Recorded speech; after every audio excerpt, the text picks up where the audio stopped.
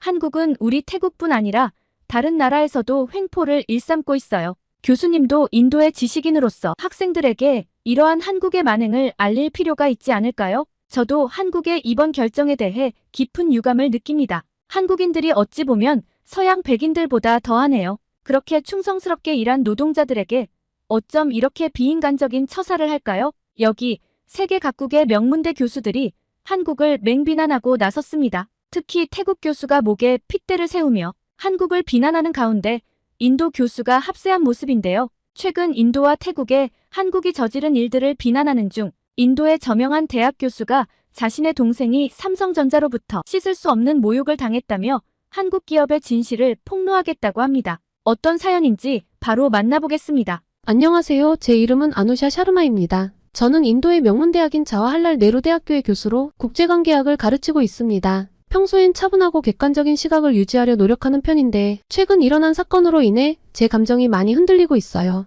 아무래도 동생이 엮인 일이라 냉정해지기가 쉽지 않네요. 제 동생이 인도의 삼성전자 공장에 다니는데 정말 요새 힘들다는 말을 많이 하거든요. 동생 말로는 근무 여건 그리고 급여와 관련해 정말 많은 노동자들의 불만이 쌓여가고 있다고 했습니다. 동생의 이야기를 듣노라면 화가 치밀었죠. 그렇게 돈이 많은 회사가 잘 사는 나라가 왜 이렇게 구는지 어이가 없을 뿐이었어요. 그래도 나름 제 감정을 잘 컨트롤해왔다고 생각했는데 문제는 한 화상회의에서부터 시작됐습니다. 태국의 저명한 출라롱콘 대학교의 수립교수를 포함해 다른 나라들의 교수들과 화상회의를 가질 일이 있었거든요. 처음엔 평범한 학술 교류라고 생각했죠. 하지만 대화가 진행될수록 분위기가 이상해지기 시작했어요. 수립교수가 갑자기 한국에 대해 맹비난을 퍼붓기 시작한 거예요. 한국은 우리 태국을 무시하고 있어요. 그들의 오만함이 도를 넘었습니다. 수립교수의 목소리에는 분노가 가득했죠. 게다가 최근 인도에서 일어난 삼성전자 공장 파업 사건 들으셨나요? 한국 기업들이 아시아 노동자들을 어떻게 대하는지 여실히 보여주는 사례죠. 이 말에 저는 한국이 인도에서 저지른 일들이 바로 떠올라 화가 치밀어 올랐어요. 제 동생을 생각하니 저도 모르게 입이 움직이더군요. 네, 잘 알고 있습니다. 제 동생이 바로 그 공장에서 일하고 있거든요. 삼성은 노동자들을 존중하지 않고 노동자들의 고충을 돌아보지 않고 있습니다. 기본적으로 한국 기업들이 우리를 무시하는 것이라고밖에 생각이 안 드네요. 개구리 올챙이적 생각도 못하는 거죠. 중국과 일본에 뒤처지기만 한 한국이 감히 우리에게 말이에요. 수립 교수는 고개를 끄덕였습니다. 아주 동의하는 바입니다. 이건 정말 심각한 상황이에요. 저는 계속해서 말했어요. 지금 수천 명의 인도 노동자들이 거리로 나와 자신들의 요구를 전하고 있어요. 하지만 삼성은 꿈쩍도 하지 않고 있죠. 오히려 시위 주동자들을 해고하겠다고 협박하고 있어요. 실제로 해고당하는 지인들도 있다고요. 이게 말이 됩니까? 전혀 말이 안 되죠. 한국인들은 도를 넘는 실수를 많이 합니다. 수립 교수가 동의하며 말했어요. 한국 기업들은 우리의 노동력을 착취하면서 자국의 이익만을 추구하고 있어요. 우리는 이에 대해 목소리를 내야 합니다. 그의 말에 저 또한 더욱 격분했습니다. 맞아요, 교수님, 이건 정말 참을 수 없는 일이에요. 한국 기업들은 우리를 2등 시민 취급하고 있죠. 그들의 경제적 성공이 우리의 희생 위에 세워졌다는 걸 잊은 것 같아요. 이 대화를 통해 저는 한국 기업들, 나아가 한국에 대한 분노와 반감이 급격히 커지는 걸 느꼈어요. 그동안 무심코 넘겼던 일들이 새롭게 보이기 시작했죠. 한국 드라마에서 보이는 과도한 소비 문화, K-팝 아이돌들의 완벽주의 같은 모든 게 우리의 현실을 무시한 채 허영심만 부추기는 것처럼 느껴졌어요. 아니, 사실입니다. 우리가 무언가 해야 해요. 제가 말했습니다. 이대로 가만히 있을 순 없어요. 우리의 권리, 우리의 존엄성을 위해 싸워야 합니다. 회의 후 며칠 동안 이 생각들을 정리하면서 제 안에 한국에 대한 부정적인 감정이 자라나고 있다는 걸 느꼈습니다. 특히 한국 기업들의 행태가 마음에 들지 않았어요. 그들이 우리나라의 노동력을 착취하고 있다는 생각에 증오심이 피어났거든요. 이런 감정을 주체할 수 없어서 SNS와 유명 대학교 커뮤니티에 글을 올리기 시작했습니다. 한국 기업들의 횡포를 더 이상 참을 수 없습니다. 그들은 우리의 문화와 노동력을 존중해야 해요. 한국인들은 이를 철저히 무시하며 우리를 배척하고 있어요. 이런 식의 글들이었죠. 처음엔 조심스럽게 시작했는데 점점 더 강한 어조로 바뀌어 갔어요. 제 글에 역시 많은 사람들이 공감했습니다. 댓글과 공유가 늘어나면서 글의 영향력이 커져가는 걸 느꼈어요. 한국에 대한 욕들을 보며 동생 디비아의 얼굴을 떠올렸습니다. 피곤해 지친 동생의 모습을 생각하면 다시 분노가 치밀어 올랐죠. 그리고 점점 더 많은 사람들이 제 의견에 동조하기 시작했습니다. 하지만 가끔 밤에 혼자 있을 때면 불안한 마음이 들었습니다. 내가 너무 감정적으로 대응하고 있는 건 아닐까? 이성적인 판단을 내리고 있는 걸까? 하지만 그때마다 한국이 태국에게 한 짓과 삼성에게 착취당한 디비아의 모습을 떠올리며 마음을 다잡았어요. 이제 제 주변 사람들도 달라지기 시작했습니다. 동료 교수들은 제 강의실을 지나갈 때마다 의미심장한 눈빛을 보냈고 학생들은 제 수업 시간에 한국 관련 질문들을 쏟아냈어요. 제가 만들어낸 이 소용돌이 속에서 저는 점점 더 깊이 빠져들고 있었습니다. 그리고 그때 예상치 못한 일이 일어났어요. 미국 브라운 대학교의 에밀리 톰슨 교수님으로부터 화상 컨퍼런스 요청을 받은 거죠. 정말 뜻밖이었습니다. 국제경제학의 권위자인 그분과 대화를 나누게 된다는 사실에 설렜어요. 과연 어떤 이야기를 나누게 될지 저는 조금 긴장된 마음으로 미팅을 기다렸습니다. 화상회의가 시작되고 에밀리 교수님은 의외의 말을 꺼냈어요. 아누샤 교수님, 최근 인도에서 일어나고 있는 한국 기업들에 대한 반대 운동에 대해 어떻게 생각하세요? 교수님이 제 글을 본 게 확실했습니다. 저는 망설임 없이 대답했죠. 당연한 일이라고 봅니다. 한국 기업들은 인도 노동자들의 권리를 무시하고 있어요. 이건 정당한 항의라고 생각해요. 그러자 에밀리 교수님은 고개를 살짝 기울이며 말했어요. 흥미로운 관점이네요. 하지만 제가 본 자료들은 조금 다른 이야기를 하고 있어요. 삼성을 비롯한 한국 기업들이 인도 경제에 상당한 기여를 하고 있다는 거죠. 저는 놀라움을 감추지 못했어요. 무슨 말씀이세요? 그들은 우리를 착취하고 있어요. 에밀리 교수님은 차분히 설명을 이어갔습니다. 물론 모든 기업에는 개선의 여지가 있죠. 하지만 한국 기업들이 제공하는 일자리, 기술 이전 그리고 경제적 파급 효과를 고려해야 해요. 미국 기업들도 한국의 이런 점을 높이 평가하고 있어요. 예상 밖의 말들에 저는 혼란스러웠어요. 제가 알고 있던 것과는 너무나 다른 이야기였거든요. 하지만 노동자들의 처우는요? 그들의 요구사항은요?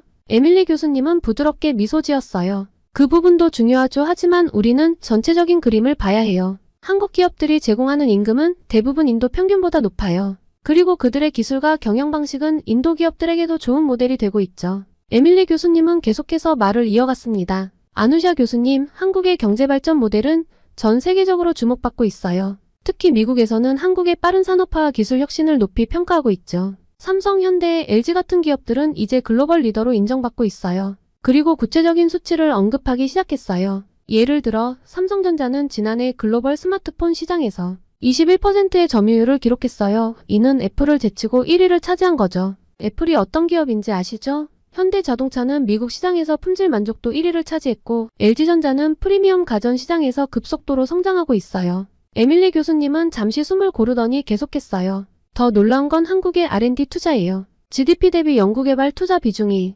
4.8%로 세계 1위를 기록하고 있어요. 이는 미국의 3.1%보다도 훨씬 높은 수치죠. 이런 투자가 한국 기업들의 혁신을 이끌어내고 있는 거예요. 게다가 한국의 교육열도 대단해요. OECD 국가 중 대학 진학률이 70%로 최상위권이에요. 이런 높은 교육 수준이 한국의 기술 혁신과 경제 성장을 뒷받침하고 있죠. 저는 여전히 의구심이 들었어요. 그건 한국만의 결과죠. 그런 말씀을 갑자기 왜 하시는 거죠? 그리고 그게 인도 노동자들의 권리를 무시해도 된다는 뜻은 아니잖아요? 에밀리 교수님은 고개를 끄덕였어요. 물론이죠. 노동 문제는 중요해요. 하지만 삼성전자 인도 법인의 경우 현지 직원의 평균 연봉이 인도 제조업 평균의 1.9배에 달한다고 해요. 또한 다양한 복지 프로그램과 교육 기회를 제공하고 있죠. 우리는 균형 잡힌 시각으로 봐야 해요. 한국 기업들이 인도에 투자하면서 얼마나 많은 일자리를 창출했는지 또 현지 협력업체들에게 어떤 기회를 제공했는지 반드시 생각해봐야 합니다. 삼성전자는 노이다 공장에 약 7억 달러를 투자해 세계 최대의 모바일 폰 생산 시설을 건설했어요.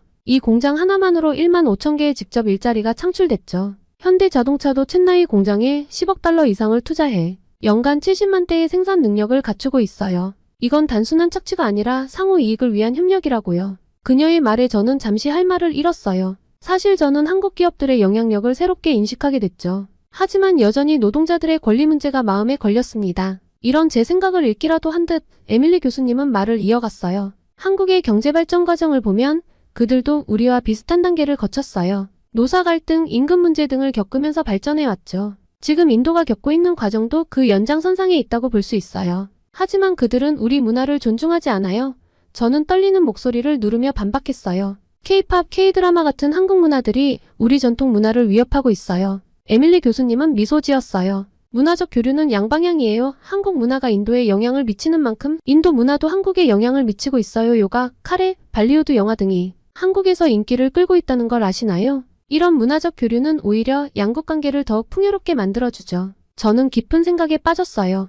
에밀리 교수님의 말씀이 제 확신을 흔들어 놓았거든요. 그녀의 말은 틀린 게 없었습니다. 아누샤 교수님, 우리는 학자로서 항상 객관적인 시각을 가져야 해요. 감정에 휘둘리지 말고 사실에 기반한 판단을 해야 합니다. 에밀리 교수님의 이 말이 제 마음에 깊이 새겨졌어요. 회의가 끝나고 나서도 계속 머릿속에 맴돌았죠. 이런 구체적인 정보들을 들으니 제 생각이 조금씩 바뀌기 시작했어요. 한국 기업들이 단순히 인도를 착취하는 게 아니라 실제로 상당한 기여를 하고 있다는 걸 인정하지 않을 수 없었죠. 하지만 여전히 의문은 남아 있었어요. 이 모든 것이 사실이라면 왜 노동자들은 여전히 불만을 표출하고 있는 걸까요? 밤새 잠을 이루지 못했어요. 한편으론 여전히 분노가 남아 있었지만 다른 한편으론 죄책감과 혼란이 밀려왔죠. 제가 믿어왔던 것들이 모두 흔들리는 것 같았어요. 그때 갑자기 뉴스 알림이 울렸어요. 첸나이 삼성전자 공장 대규모 파업 발생. 제 마음속에 다시 한번 혼란이 찾아왔습니다. 상황은 급격히 악화되었어요. 첸나이의 삼성전자 공장에서 대규모 파업이 발생한 거예요.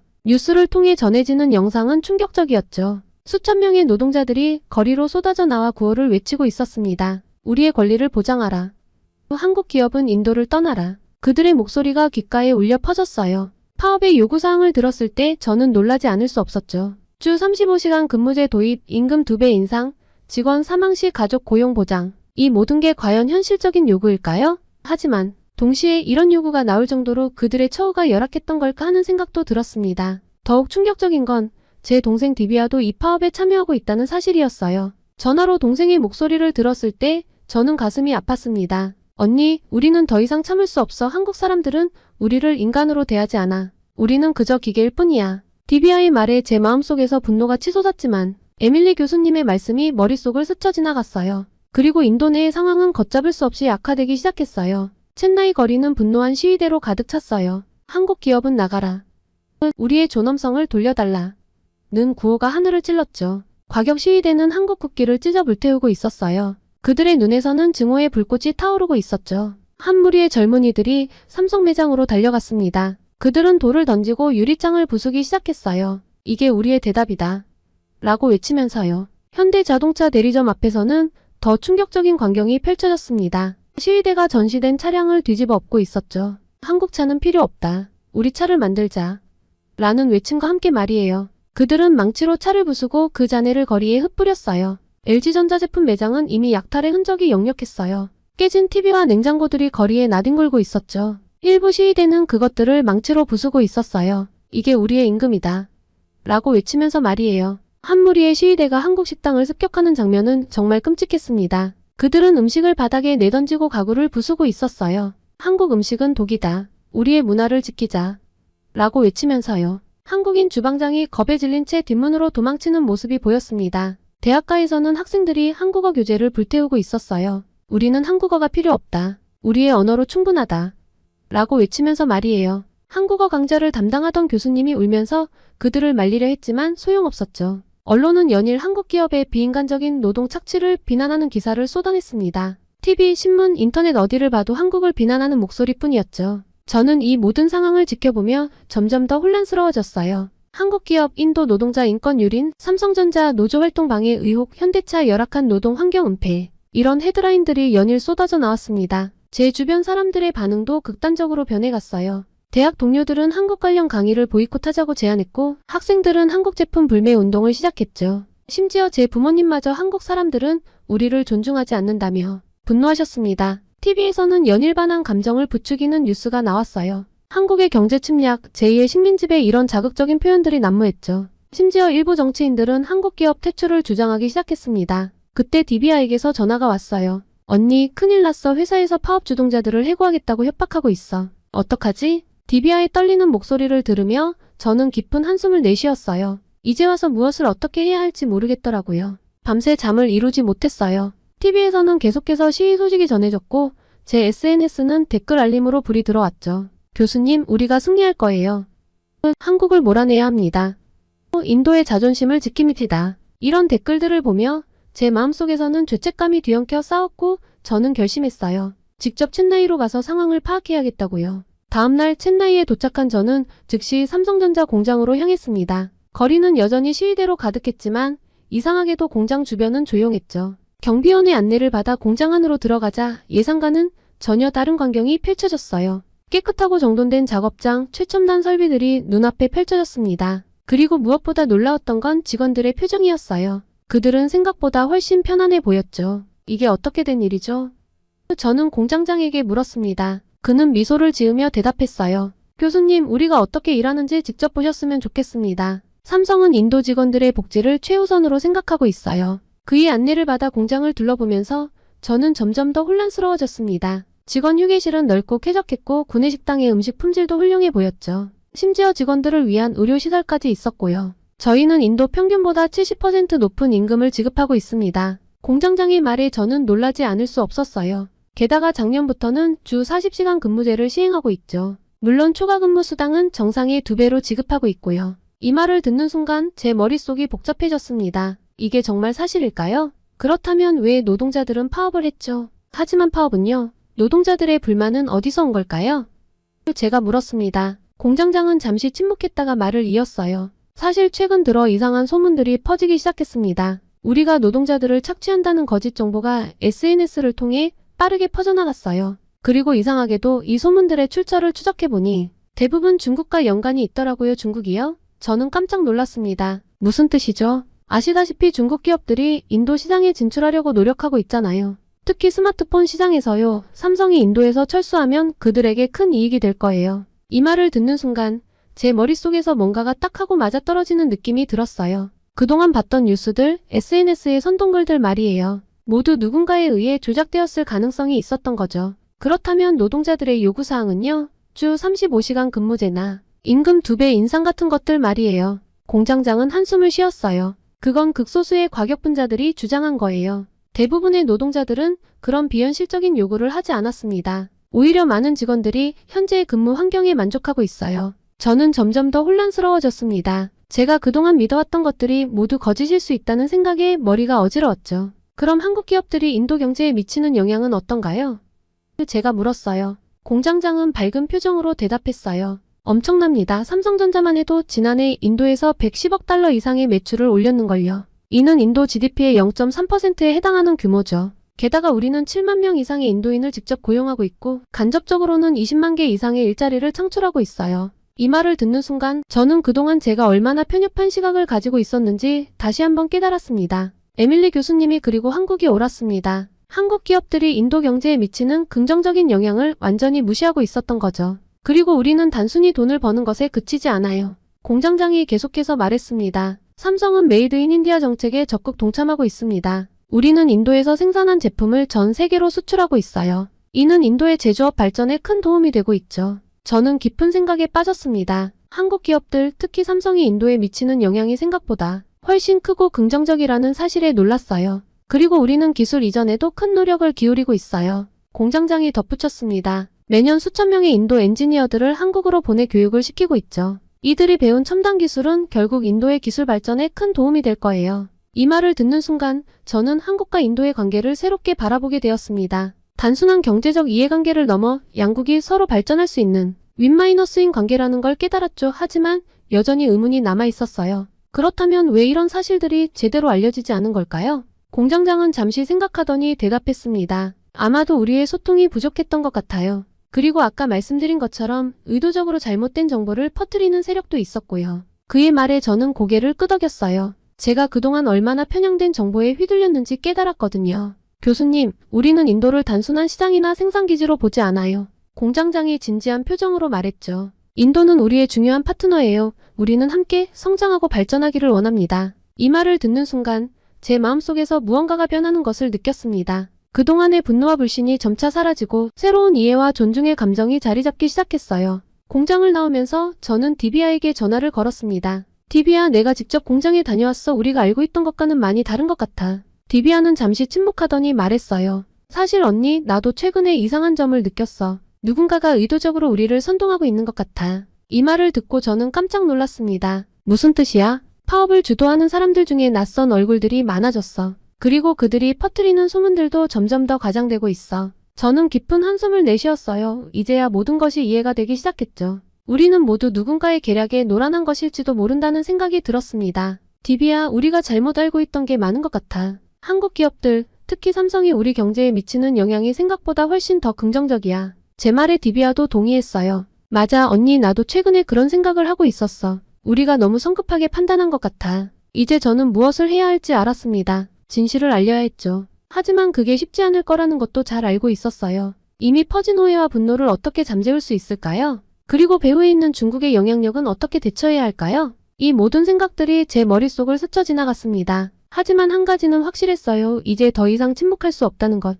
진실을 알리는 것이 제 책임이라는 걸 깨달았습니다. 그래야만 한국과 인도 사이의 오해를 풀고 양국이 함께 발전할 수 있는 길을 열 수 있을 테니까요. 첸나이에서 돌아온 후 저는 마음속에서 일어나는 혼란을 진정시키려 노력했습니다. 진실을 알게 된 이상 이를 다른 사람들에게도 알려야 한다는 강한 사명감이 들었죠. 하지만 동시에 두려움도 컸어요. 제가 그동안 주장해온 것과는 정반대의 이야기를 하게 될 테니까요. 떨리는 손으로 SNS에 글을 올렸어요. 여러분, 제가 그동안 잘못 알고 있었습니다. 한국 기업들, 특히 삼성전자가 우리 인도 경제에 미치는 영향은 생각보다 훨씬 긍정적입니다. 글을 올리자마자 역시나 댓글이 폭주했죠. 교수님이 배신자가 되셨군요. 한국 기업에 매수당한 거 아니에요?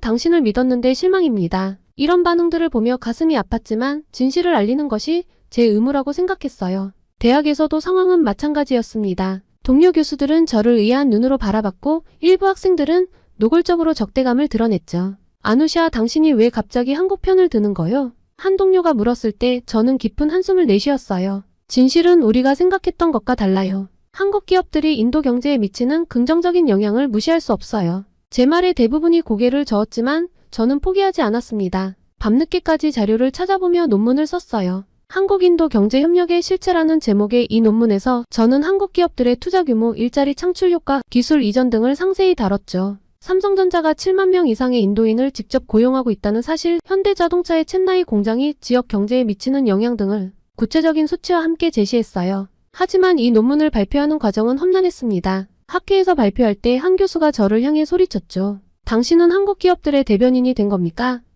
그 순간 저는 눈물을 참으며 대답했어요. 아닙니다. 저는 단지 진실을 말하고 있을 뿐입니다. 미디어의 관심도 뜨거웠습니다. 일부 언론은 저를 매국노로 낙인 찍었고 다른 언론들은 제 주장에 관심을 보이기 시작했죠. TV 토론에 나갔을 때 진행자가 물었어요. 한국 기업들이 정말 인도에 도움이 된다고 생각하십니까? 저는 떨리는 목소리로 대답했습니다. 네, 그렇습니다. 한국의 투자는 우리 GDP의 상당 부분을 차지하고 있어요. 그들의 기술이 우리 산업을 발전시키고 있고 수많은 일자리를 만들어내고 있습니다. 이런 발언들로 인해 저를 향한 위협은 더욱 심해졌어요. 익명의 협박 전화가 오기 시작했고 심지어 제 연구실 문에 매국노라는 낙서가 새겨지기도 했죠. 밤에 혼자 걸어갈 때면 누군가 뒤따라오는 것 같아 두려웠어요. 하지만 동시에 조금씩 변화의 조짐도 보였습니다. 몇몇 학생들이 조용히 저를 찾아와 말했어요. 교수님, 저희가 직접 조사해봤는데 교수님 말씀이 맞는 것 같아요. 이런 반응들이 저에게 힘이 되었어요. 그럼에도 불구하고 상황은 여전히 힘들긴 했습니다. 매일 밤 제가 하는 일이 과연 옳은 것인지 고민했죠.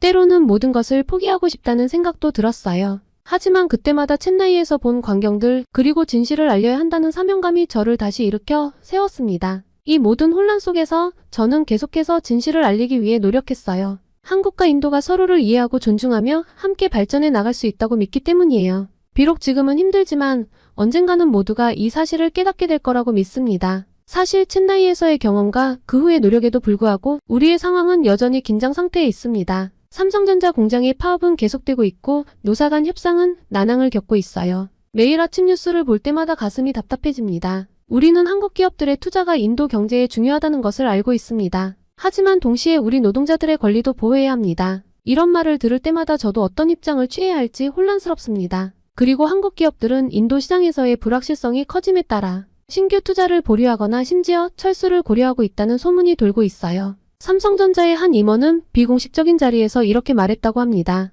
우리는 인도 시장을 중요하게 생각합니다. 하지만 현재의 상황이 지속된다면 다른 대안을 찾아야 할 수도 있습니다. 이런 상황 속에서 저는 계속해서 진실을 알리려 노력하고 있지만 여전히 많은 비난과 위협에 직면하고 있어요. 매일같이 저를 비난하는 댓글들이 달리고 가끔은 협박 메시지도 받습니다. 매국노 한국 기업의 스파이 이런 말들을 들을 때마다 마음이 아픕니다. 하지만 동시에 저를 지지하는 목소리도 조금씩 늘어나고 있어요. 일부 학생들과 젊은 연구자들이 제 주장에 관심을 보이며 직접 사실관계를 확인해보겠다고 연락해옵니다. 이런 반응들이 저에게 작은 희망이 되고 있어요. 최근에는 한 중소기업 경영자가 저를 찾아와 이렇게 말했습니다. 교수님, 저는 처음에 교수님의 주장을 믿지 않았어요. 하지만 직접 한국 기업들과 거래를 해보니 그들의 기술과 노하우가 우리 기업 성장에 큰 도움이 된다는 걸 알게 되었습니다. 교수님 말씀이 맞았어요. 이 모든 상황을 지켜보면서 저는 점점 더 큰 책임감을 느낍니다. 단순히 진실을 알리는 것을 넘어 양측의 입장을 조율하고 서로를 이해할 수 있도록 돕는 역할이 필요하다고 생각해요.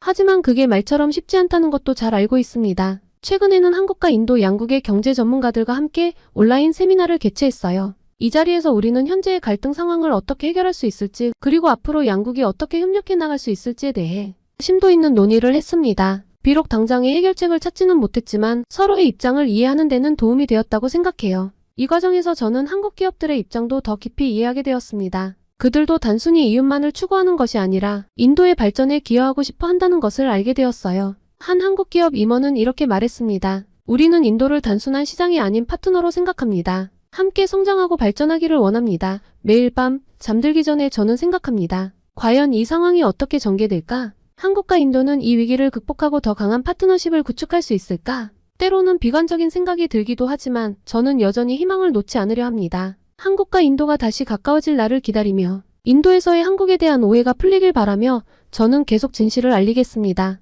한국에 갈 수 있다니 이건 죽어도 가야 해. 여기 카자흐스탄 알마티의 한 어느 집. 교환학생으로 뽑혀 한국에 갈 수 있다는 소식에 세상을 다 가진 듯 기뻐하는 소녀가 있습니다.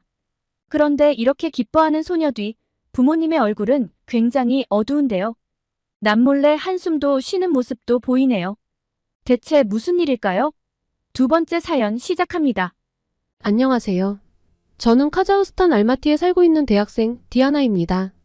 저는 청소년기 때부터 한국에 아주 관심이 많아 대학도 한국어과에 진학을 했는데요. 좀 한류 바람이 본격적으로 일기도 전에 한국에 대해 관심을 가진 카자흐스탄 사람이라니 신기하게 보실 것 같은데요. 혹시 데니스 텐이라는 피겨 선수를 아시나요? 한국의 유명한 피겨스케이팅 선수 김연아 선수와 같은 소속사였던 덕분에 김연아 선수의 아이스쇼도 출연해서 아마 기억하시는 분이 계실 수도 있겠는데요. 한국에는 의병대장 민금호의 후손 고려인 데니스 텐으로 더 잘 알려져 있다고 알고 있습니다. 한국에서 다큐멘터리도 방영되었었죠. 데니스 텐이라는 선수는 카자흐스탄의 김연아라고 생각하시면 됩니다. 카자흐스탄 피겨스케이팅 선수로는 처음으로 세계선수권 메달을 따냈고 2014년 소치올림픽까지 카자흐스탄 피겨스케이팅의 최초를 만들어낸 선수죠. 저는 어려서부터 데니스 텐 선수를 몹시 좋아했습니다. 우리나라의 최초를 써내려가는 선수이니 자부심이 생길만 하잖아요. 그리고 피겨에 관심이 가니 김연아 선수를 안 좋아할 수가 없었죠. 그래서 저는 자연스럽게 한국을 몹시 좋아하게 되었습니다. 데니스 텐 선수는 2018년 자동차 백미러를 훔치려는 괴한들과 난투극을 벌이다가 흉기에 찔려서 너무나도 허망하게 사망했는데요. 몇 날 며칠을 울며 슬퍼했던 저는 아직도 여전히 그의 경기 영상을 돌려보고 그리워한답니다. 그리고 그의 뿌리인 한국에 대한 관심도 여전하고요. 그래서 대학도 한국어과로 진학을 했죠. 부모님께서 한국에서 취업은 어려울 수 있다며 말렸지만 저는 제 뜻을 굽히지 않았습니다. 아마 부모님께서 이렇게 말린 건 저희 집 사정이 넉넉하지 않아서일 수도 있는데요. 사실 저는 가난한 집안의 장녀이거든요. 전 제 학비를 벌기 위해 안 해본 아르바이트가 없었습니다. 그래도 전 한국에 꼭 가보고 싶었고 가능하다면 한국의 자리를 잡고 싶었죠. 그래서 정말 죽기 살기로 공부를 했습니다. 제가 공부에 대한 열정을 보여서 그랬을까요? 우리 부모님은 힘든 가정 환경이었지만 딸이 학업을 포기하지 않는 건 원하지 않았습니다. 대학에 진학해서도 꿈을 계속 키워갔지만 제 마음속을 돌덩이처럼 누르는 해결이 되지 않는 문제가 있습니다. 저희 집은 너무 가난해요. 무엇보다 제 아래로 남동생도 있었습니다. 남동생의 학비와 생활비까지는 우리 가족이 감당하기 버거운 상황이죠. 알마티는 그래도 카자흐스탄에서 좀 잘 사는 사람들이 사는 곳 아니냐고 하실 텐데요. 그만큼 물가도 높고 집값도 비쌉니다. 이사를 갈까도 여러 번 고민했지만 부모님께서는 저희 남매의 장래를 위해 카자흐스탄의 다른 지역보다 교육 수준이 높은 이 알마티를 떠날 수 없다고 너희들이 공부만 열심히 하면 된다고 끝까지 버틸 거라며 입버릇처럼 말씀해 오셨죠. 이놈의 돈은 사람을 자꾸 눈치 보게 만들고 위축되게 만들었습니다. 돌이켜보면 눈치가 보여서 간식을 먹고 싶다든가 어딜 가고 싶다든가 하는 이런 생각은 엄두도 못 냈어요. 일찌감치 단념했죠. 그러고 보면 전 단 한 번도 부모님께 이거 사달라, 저거 사달라 어리광 피워본 적이 없는 것 같아요. 뭔가를 조르거나 투정해도 얻어낼 수 없단 걸 알아서 그랬던 것 같습니다. 하지만 부모님과 조부모님은 그런 저를 보면서 장녀라서 착하다고 칭찬 일색이었죠. 성인이 된 지금 생각해보면 그게 마냥 듣기 좋은 말은 아닌 것 같아요. 저는 오히려 그런 말들 때문에 착한 아이 콤플렉스에 시달렸다고 생각합니다. 장녀라는 부담감에 내가 꼭 뭔가 해내야 한다는 압박감을 많이 받았거든요. 그게 지금의 악바리 근성을 갖추게 해서 제가 공부를 잘하게 되긴 한 것 같지만요. 어쨌든 전 머리와 몸이 어느 정도 자란 후에는 제가 공부도 잘해야 하지만 집안 살림의 보탬이 되어야만 한다는 사실을 누가 말해주지 않아도 깨달았습니다. 그래서 전 안 해본 아르바이트가 없어요. 거의 24시간을 쪼개어가면서 바쁘게 악으로 살았던 것 같습니다. 왜 그렇게 죽기 살기로 살았냐고요? 공부를 잘하면 이 가난에서 벗어날 수 있을 거라고 생각했거든요. 제가 했던 아르바이트 중 식당 서빙도 있었는데요. 카자흐스탄이 유명한 관광지는 아니지만 가끔 여행으로 이 먼 나라까지 오는 관광객들을 만날 때가 있었습니다. 그때 한국 사람들을 많이 만나진 않았지만 하나같이 정말 친절했어요.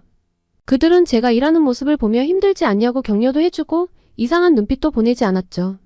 딸 같다며 꼭 공부 열심히 해서 성공하라는 덕담도 아끼지 않았습니다. 다들 친절해서 그때 역시 한국인들은 다 착하구나 하고 생각했던 기억이 납니다. 가끔은 한국인인 줄 알았는데 알고 보니 중국인이어서 당황했던 적도 있습니다.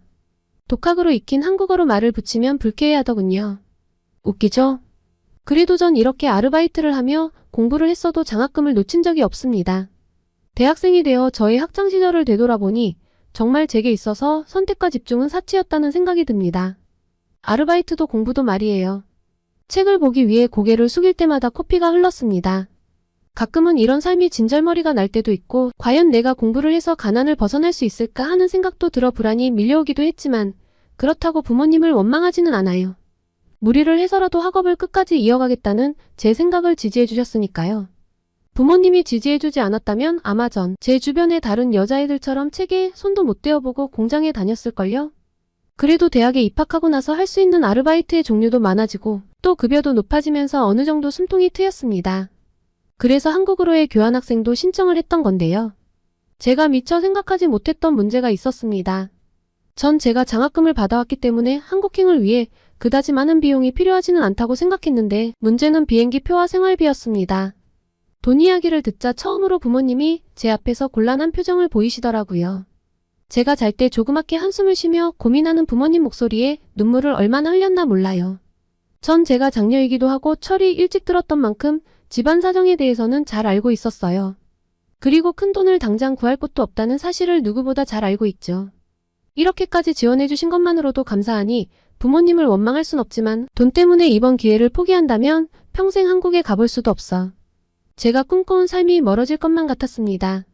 저는 한국이 너무 간절했고 한국에 가야만 했어요. 우리 가족을 위해 배려하는 것도 필요하다고 생각했지만 저는 이번만큼은 포기하기가 어려웠죠. 그리고 힘겹게 부모님께 이 생각을 전했고 부모님께서는 너무나 감사하게도 거의 전 재산이라고 할 수 있는 500만 원을 선뜻 제게 건네주셨습니다. 우리 딸이 여태껏 잘해왔던 것처럼 한국에 가서도 잘할 수 있을 거라 믿어.